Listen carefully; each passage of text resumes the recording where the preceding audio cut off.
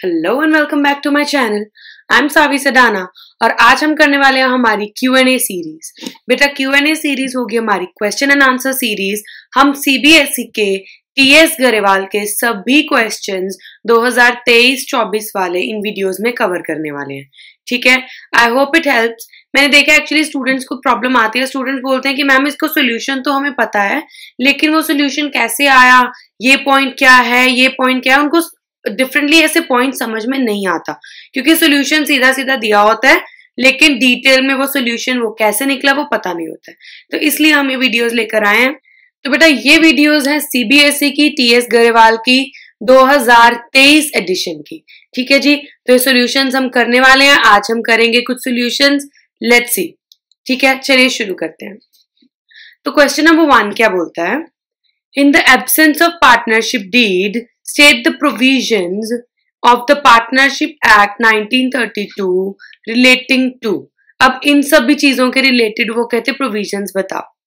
क्या कि salaries of partners क्या है, इंटरेस्ट ऑन पार्टनर्स कैपिटल की प्रोविजन क्या है, interest on loan by partner की प्रोविजन क्या है, डिवीजन ऑफ प्रॉफिट की क्या प्रोविजन है, इंटरेस्ट ऑन पार्टनर्स ड्रॉइंग की क्या प्रोविजन है, interest on loan given to partners की क्या प्रोविजन है। ठीक है जी, चलिए देखते हैं।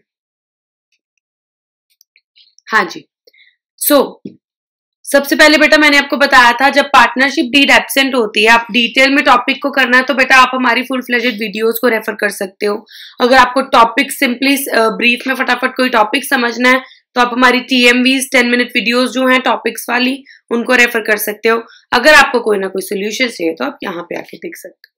ठीक है जी बेटा, जो डिटेल्ड और TMVs वाली जो वीडियोज हैं वो वीडियोस हैं ISC की, लेकिन क्योंकि ISC और CBSE के एज सच सिलेबस में कुछ डिफरेंस नहीं है तो जो CBSE वाले स्टूडेंट्स हैं वो भी उन वीडियोस को रेफर कर सकते हैं कोई भी टॉपिक को समझने के लिए। राइट, तो चलिए क्वेश्चन नंबर 1 करते हैं। बोले in the absence of partnership deed state the provisions. अब प्रोविजंस मैंने बताया था जब पार्टनरशिप डीड एब्सेंट होती है तो as per Indian partnership act 1932 क्या क्या प्रोविजंस हैं। सबसे पहले salary, no salary will be allowed. No salary, partners को कोई सैलरी नहीं ना मिलती है, no salary will be allowed. So आगे लिख दो, because when partnership deed is absent,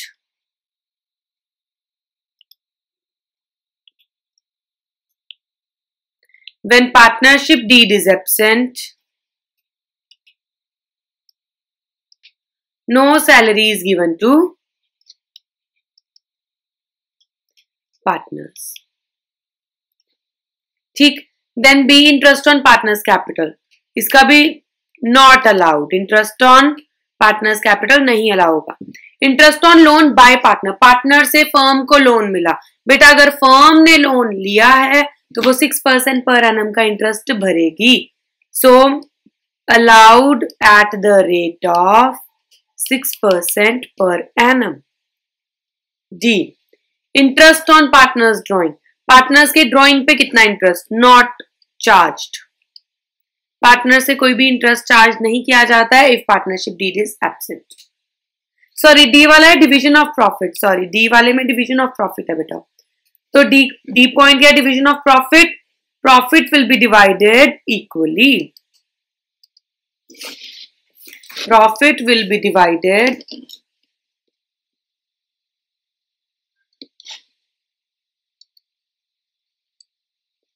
equally.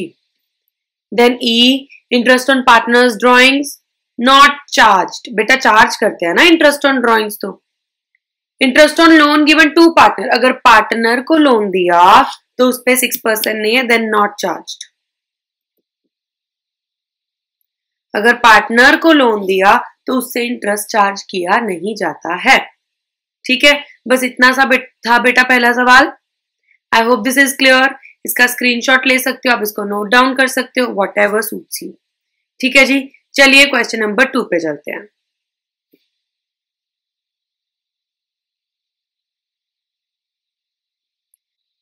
हाँ जी, तो क्वेश्चन नंबर 2 क्या कहता है, क्वेश्चन नंबर 2 कहता है महेश, रमेश एंड सुरेश पार्टनर्स हैं, पार्टनरशिप डीड नहीं है, तो अगेन एब्सेंस में जो होता है वही करेंगे। बोले at the end of the first year they face the following problems, उनको ये प्रॉब्लम्स हुई। क्या कहते, महेश चाहता है कि इंटरेस्ट ऑन कैपिटल उसको मिले, लेकिन रमेश और सुरेश नहीं मानते। रमेश कहता है कि सैलरी अलाउ करनी चाहिए, उनको सैलरी मिलनी चाहिए। महेश और सुरेश नहीं मानते हैं। महेश और रमेश कहता है कि सुरेश को इंटरेस्ट ऑन लोन देना पड़ेगा फर्म को, ठीक है, but Suresh do not agree. Mahesh और रमेश कहते हैं contributed larger amount of capital, उन्होंने ज्यादा कैपिटल्स लगाई हैं, इसलिए profit should be distributed in the ratio of their Capitals, इसलिए प्रॉफिट शेयरिंग रेशियो कहते हैं कैपिटल्स की रेशियो में होनी चाहिए। State how will these disputes be settled, अब इन डिस्प्यूट को सेटल कैसे किया जाए। तो सॉल्यूशन देखते हैं बेटा इसका। पॉइंट ए, बोले Mahesh wants that interest on capital should be allowed to the partners, interest on capital allow करना चाहिए, रमेश और सुरेश नहीं मानते हैं। तो interest on capital will not be allowed because as per Indian Partnership Act 1932, when partnership deed is absent, no interest on capital is allowed। ठीक है जी, इस तरीके से लिखेंगे। Next question, point B. B में बोलते रमेश चाहता है कि पार्टनर को should be allowed to draw salary, कि पार्टनर को सैलरी ड्रॉ करना अलाउड होना चाहिए। महेश और सुरेश नहीं मानते। So Mahesh and Suresh are correct,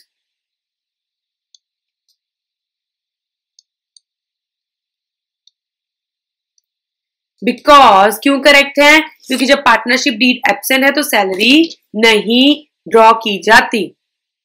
Because again as per Indian Partnership Act 1932 when partnership deed is absent, बाकी सारा तो सेम दिखना है। No salary will be allowed, no salary will be allowed, ठीक है, to रमेश या to partners या रमेश whatsoever। Then कहते Mahesh and Ramesh want that Suresh should pay interest on loan, बोले कि सुरेश इंटरेस्ट ऑन लोन भरे, given to the firm by the given to him by the firm, ठीक है। तो सुरेश इंटरेस्ट भरे जो सुरेश ने फर्म से लोन लिया। मैंने बताया था अगर फर्म ने लोन लिया होता है, फर्स्ट क्वेश्चन में क्या किया था, अगर फर्म ने लोन लिया है तो वो 6% पर एनम का इंटरेस्ट भरेगी।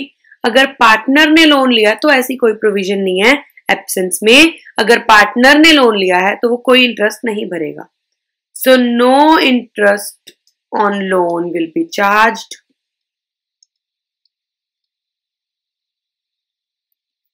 from Suresh। आगे वही लिखना, because as per Indian Partnership Act 1932 when partnership deed is absent no interest on loan is charged from the partner। Then point D, बोले महेश एंड रमेश ने ज्यादा कंट्रीब्यूट किया कैपिटल, तो इसलिए profit should be distributed in the ratio of their Capitals. अब क्योंकि उन्होंने ज्यादा कैपिटल लगाई तो महेश और रमेश कहते हैं कि कैपिटल्स की रेशियो में प्रॉफिट बांटो। सुरेश नहीं मानता, तो सुरेश सही बोल रहा है बेटा। क्यों, क्योंकि जब पार्टनरशिप डीड एब्सेंट होती है तो प्रॉफिट शेयरिंग रेशियो क्या होती है, इक्वल। तो सुरेश इज करेक्ट। आगे same, because as per Indian partnership act 1932 when partnership deed is absent profit sharing ratio will be equal. बाकी सारा यहां लिख के, profit sharing ratio will be equal. So profits will be distributed equally।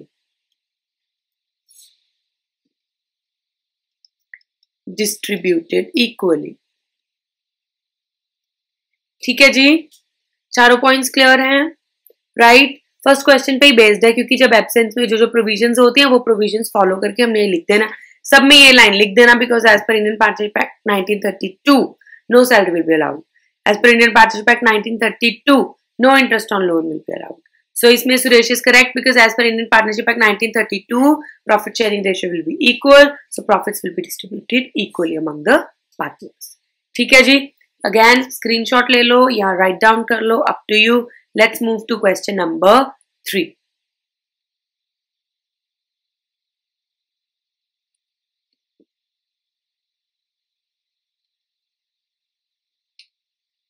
हाँ जी, तो बेटा question number 3 क्या कहता है? Following differences have arisen among P, Q and R. State who is correct in each case.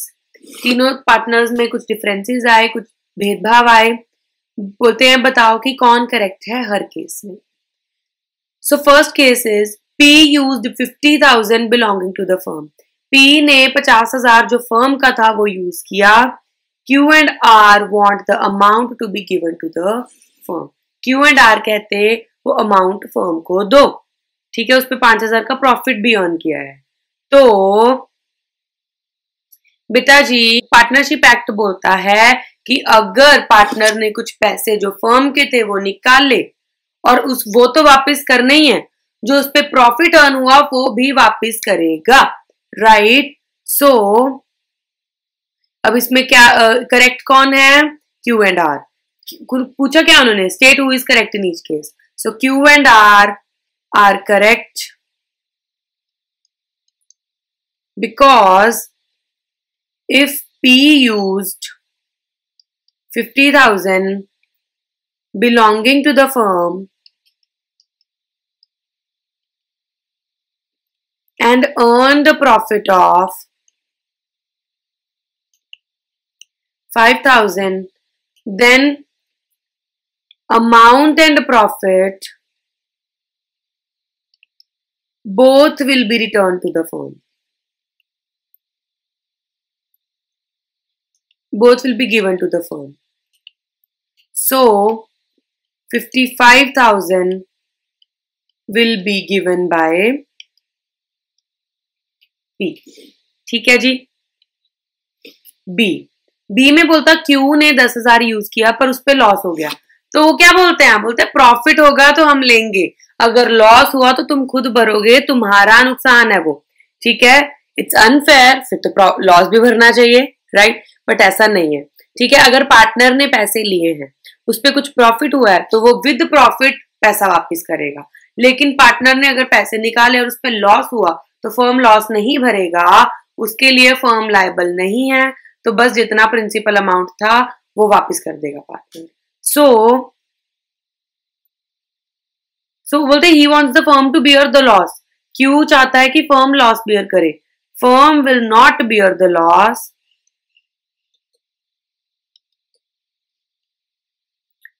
So Q will give 10,000 rupees to the firm. ठीक है जी. C. P और क्यू चाहते हैं गुड्स परचेज करना फ्रॉम स्टार लिमिटेड. आर नहीं मानता. बेटा इसमें मेजॉरिटी केसेस पे होगा. ठीक है, अगर मेजॉरिटी बोल रही है कि कुछ डिसीजन है तो फिर वो डिसीजन माना जाएगा. ठीक है.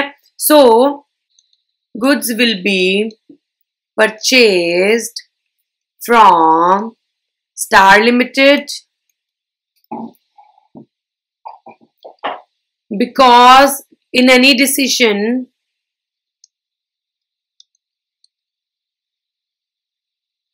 majority partners can decide. ठीक है, लेकिन not in case of admission. अगर कोई पार्टनर एडमिट करना है तो मेजॉरिटी पार्टनर नहीं होता. यहां पे लिख लो चाहे, not in case of admission of a partner.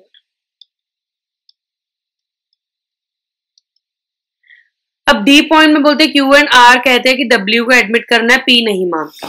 बेटा इसमें एडमिशन के केस में क्या होता है? If all the partners agree तभी एडमिशन होगी, नहीं तो नहीं होगी. सब पार्टनर्स के पास राइट होता है ना करने का. तो इन केस ऑफ एडमिशन इसमें मेजॉरिटी विंस वाला केस नहीं है. इसमें अगर सभी पार्टनर्स मानेंगे तभी एडमिशन होगी. So admission of W will not take place because in case of admission,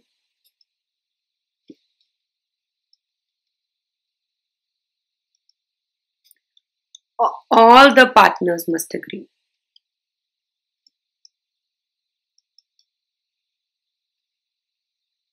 And not just the majority.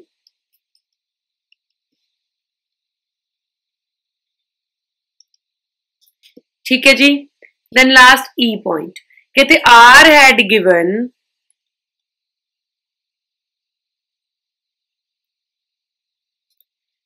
R had given a loan of 2 lakh to the firm. R ने firm को loan दिया और वो 10% per annum पे interest मांग रहे. P और Q नहीं देते. तो बेटा जब फर्म ने आर ने किसको लोन दिया, फर्म को, तो बताया था तब एब्सेंस होती है, पार्टनरशिप डीड एब्सेंट होती है, तो कितने परसेंट दिया जाता है, 6%. तो interest on loan from R will be allowed at the rate of 6% per annum because when partnership deed is absent, as per Indian Partnership Act 1932, interest on loan by partner is given at the rate of 6% per annum. ठीक है जी. As per Indian Partnership Act 1932, when partnership deed is absent, interest on loan by partner is allowed at 6% per annum. ठीक है जी. I hope this is clear. I hope third question भी clear है. तो चलिए अब fourth question पे चलते हैं. बहुत आसान है बेटा, ये तो बहुत easy questions है, right? वो भी झट से रहे हैं. Fourth question बोला Varun, Tarun and Shivam are partners in a firm and उनकी पार्टनरशिप डीड नहीं है. Varun introduced further capital of 5 lakh on 1 October 2022. Varun ने 5 लाख की और कैपिटल लगाई. वेयर एज शिवम ने लोन लिया फ्रॉम द फर्म. 50,000 का शिवम ने लोन लिया है ऑन 1 अक्टूबर. ठीक है जी. शिवम ने लोन लिया है बेटा, दिया नहीं. अगर फर्म को लोन दिया होता तो 6% उसको इंटरेस्ट मिलता. उसने लोन लिया है तो फिर पार्टनरशिप डीड की एब्सेंस में ऐसा कुछ भी इंटरेस्ट नहीं चार्ज होगा. ठीक है जी. चलिए तो बोले पहला क्या है, डिस्प्यूट्स हुए. पहला डिस्प्यूट क्या है, Varun demands interest eight 10% per annum, 5 lakh being his extra capital. बोलते 5 लाख उसने एक्स्ट्रा कैपिटल लगाई थी, इसलिए बोला मुझे 10% इंटरेस्ट ऑन कैपिटल दो. No interest on capital will be allowed to Varun. क्यों? Because when partnership deed is absent, वही सारा, because when partnership deed is absent, as per Indian Partnership Act 1932, interest on capital will not be allowed. ठीक है जी. Next, Tarun decides that, ये मैं सारा लिख देती हूँ, when partnership deed is absent, as per Indian partnership act, ये सब में लिखना बेटा, इंडियन पार्टनरशिप एक्ट 1932, ये जो ब्रैकेट वाला है. ठीक है. No interest on capital is allowed. Case B क्या बोला, बोले Tarun desires that his son Deep should be admitted as a partner. Tarun बोला कि दीप को एडमिट करो. ठीक है. He will give him half of his share, वो अपने शेयर का हाफ उसको दे देगा. Varun and Shivam do not agree. बेटा वैसे भी अगर सभी पार्टनर्स एग्री करते हैं तभी एडमिशन होगी, नहीं तो नहीं होगी. So again admission can take place. पहले यहाँ पे आंसर लिख देते हैं. आंसर क्या है, Deep's admission will not happen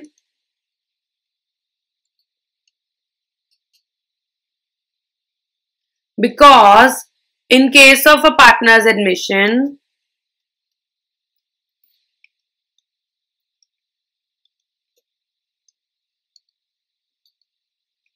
all the partners must agree.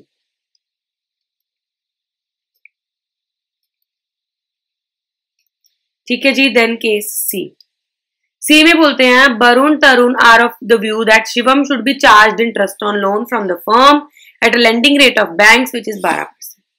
बोले जो शिवम है उसने लोन लिया था तो वो बैंक वाले रेट पे 12% पे इंटरेस्ट भरे फर्म को, बट पार्टनरशिप डीड तो एब्सेंट है।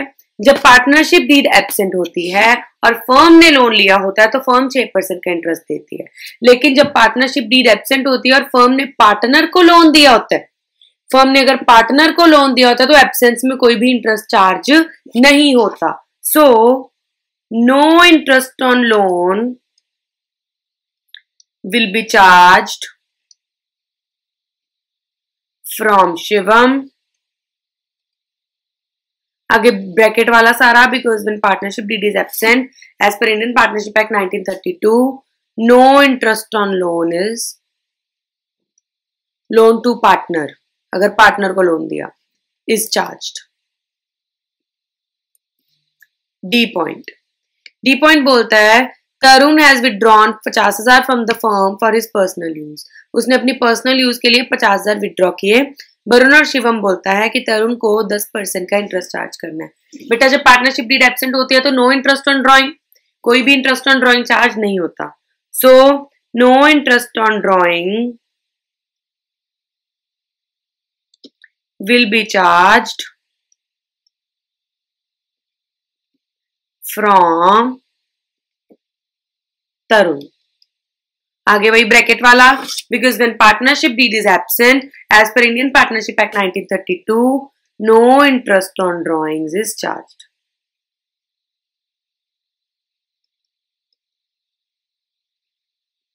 ठीक है जी, बस इतना सा काम था। क्वेश्चन नंबर 4 भी डन, राइट।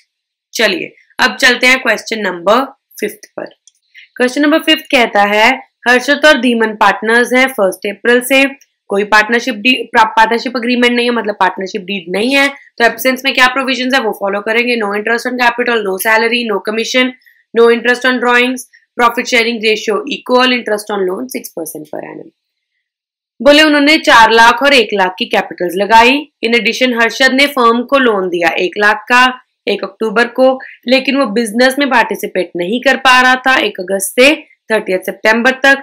प्रॉफिट है 1,80,000 का। डिस्प्यूट हुए हर्षद और धीमन में। हर्षद क्लेम करता है कि उसको इंटरेस्ट मिले 10% पर एनम का कैपिटल पे भी और लोन पे भी। ठीक है, तो बोलता कैपिटल पे भी मुझे 10% का इंटरेस्ट मिले और लोन पे भी।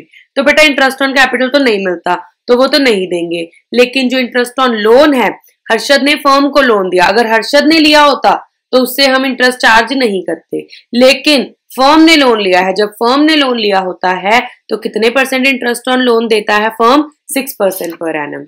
सो no interest on capital will be charged, will be allowed, sorry, but interest on loan will be allowed at the rate of 6% per annum। ठीक है, 6% पर एनम के रेट पे इंटरेस्ट ऑन लोन अलाउ करेंगे। Because आगे वही लिख दो, because as per Indian partnership act 1932 when partnership deed is absent no interest on capital is allowed but interest on loan by partner, अगर partner से loan लिया है, will be allowed at the rate of 6% per annum। इस तरीके से solution लिखेंगे। ये तो सब में लिखना है because as per Indian partnership act 1932 when partnership deed is absent.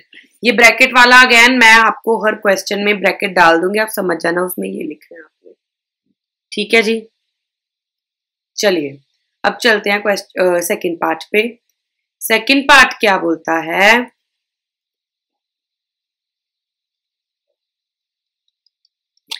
Profit should be distributed in the ratio of their capital. Harshad बोलता प्रॉफिट्स कैपिटल्स की रेशियो में दिया जाएगा। हर्षद's claim is invalid. यहां पे भी ऊपर भी लिख देना हर्षद's claim is invalid.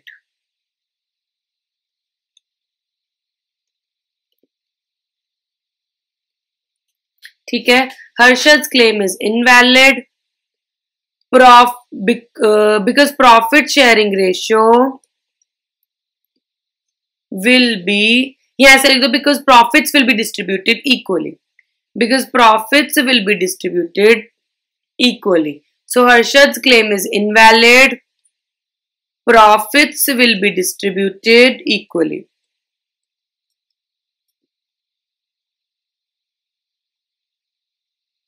आगे वही ब्रैकेट वाला, because as per Indian Partnership Act 1932, when partnership deed is absent, profit sharing ratio is equal.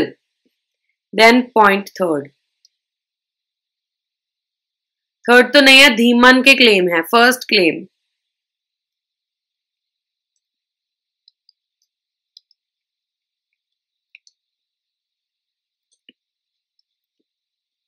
Dhiman का पहला क्लेम है profit should be distributed equally.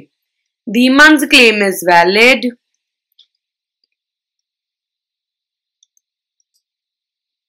आगे वही ब्रैकेट में because as per Indian Partnership Act 1932, when partnership deed is absent, profit sharing ratio is equal. Claim second, बोला he should be allowed 2,000 per month as remuneration for the period he managed the business in the absence of Harshad. वो बोला मैंने अब हर्षद के absence में काम किया, मुझे 2,000 पर मंथ के हिसाब से सैलरी दो. बट पार्टनरशिप डीड तो एब्सेंट है, तो जब पार्टनरशिप डीड एब्सेंट होती है तो कोई भी सैलरी नहीं दी जाती है. तो धीमन्स क्लेम इज इनवैलिड.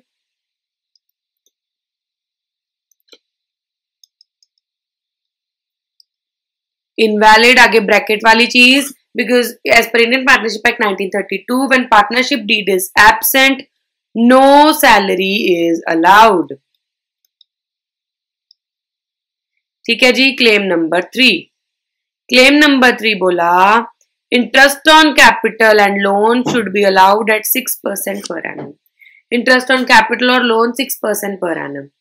तो Dhiman's claim is invalid.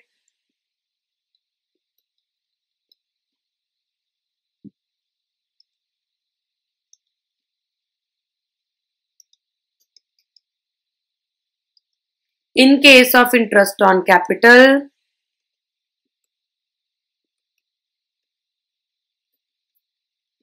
because no interest on capital will be allowed.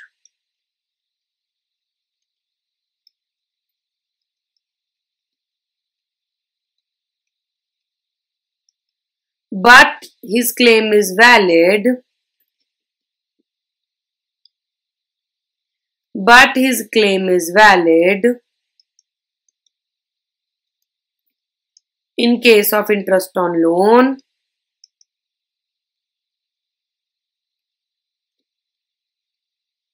because when partnership deed is absent, interest on loan by partner is allowed at 6% per annum. ठीक है जी. ये है दोनों के claims. I hope this is clear. ये solution है बेटा, ये है पूरा सोल्यूशन इस क्वेश्चन का. ये जरा देख लो. राइट, धीमन के और हर्षद के क्लेम्स का क्या सोल्यूशन है, कैसे उनके क्लेम सेटल होंगे, ये देख लो. ठीक. और क्वेश्चन का एक और पार्ट है. क्वेश्चन का एक और पार्ट है. देखो उन्होंने यहाँ पे लिखा also prepare profit and loss appropriation account. तो फटाफट से profit and loss appropriation account भी बना लें. तो बेटा प्रॉफिट कितना है, 1,80,000 का. इंटरेस्ट ऑन लोन चार्ज है तो प्रॉफिट एंड लॉस अकाउंट में जाएगा. हम क्या करेंगे, जब प्रॉफिट एंड लॉस अप्रोप्रिएशन बनाएंगे नेट प्रॉफिट से इंटरेस्ट ऑन लोन पहले ही डिडक्ट कर देंगे. ठीक है जी. पहले जरा फॉर्मेट देख लो अब प्रॉफिट एंड लॉस अप्रोप्रिएशन का. मैं यहां पे कर रही हूं. बहुत आसान है बेटा P&L अप्रोप्रिएशन, क्योंकि कुछ भी तो नहीं डलना, ना इंटरेस्ट ऑन कैपिटल, ना salary, nothing. Interest on loan बस 6% का माइनस करना है, that is also a charge, तो पहले ही माइनस कर देंगे। और बाकी सब चीजें हम क्या करेंगे, बाकी सब चीजें हम बाकी जो डिविजिबल प्रॉफिट्स बचे उसको हम इक्वली बांट देंगे। ठीक है जी। Debit side, credit side, profit and loss appropriation account, particulars amount, particulars and amount। तो जो नेट प्रॉफिट है इधर लेंगे by profit and loss account. ठीक है जी। प्रॉफिट था कितना बेटा, प्रॉफिट था हमारा 1,80,000 का, और इंटरेस्ट ऑन लोन कितना, चार्ज कितना माइनस करना था हमने, लोन था बेटा 1 लाख का, इंटरेस्ट लगना था 6% और 1 अक्टूबर को लिया था, तो 6 मंथ्स का इंटरेस्ट लगेगा। तो प्रॉफिट 1,80,000 में से पहले लेस कर दो, प्रॉफिट था 1,80,000 का, माइनस कर देंगे इंटरेस्ट ऑन लोन। 1 लाख का 6% वॉज 6,000, और 6,000 का हाफ कर दो क्योंकि 6 मंथ्स का लगाना है, तो 3,000। 3,000 लेस कर दिया 180 में से, यू आर लेफ्ट विद 1,77,000 का प्रॉफिट। ठीक है जी। चलिए आगे बढ़ते हैं। अब और तो इधर कुछ भी नहीं आएगा, इंटरेस्ट ऑन कैपिटल डलना नहीं, सैलरी डलनी नहीं, जितने प्रॉफिट्स हैं उसको हम इक्वली डिस्ट्रीब्यूट कर देंगे, किसमें, पार्टनर्स कैपिटल अकाउंट में। So to partners capital account, या टू प्रॉफिट्स ट्रांसफर टू, ऐसे भी लिख सकते हैं, टू प्रॉफिट्स ट्रांसफर्ड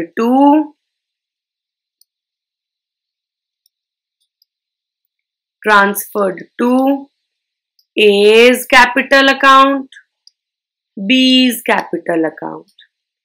तो प्रॉफिट शेयरिंग रेशियो क्या होगी, प्रॉफिट शेयरिंग रेशियो क्या होगी, equal, sorry A and B नहीं, Harshad and Dhiman, H and D लिख देते हैं। तो प्रॉफिट शेयरिंग रेशियो क्या होगी, इक्वल, तो उसको इक्वली जरा डिस्ट्रीब्यूट कर दो हर्षद और धीमन में। राइट, 1,77,000 था, उसको इक्वली डिस्ट्रीब्यूट कर दिया, दैट इज 88500। तो 88500 इसका, 88500 इसका, 177,000 and that's all, you are done.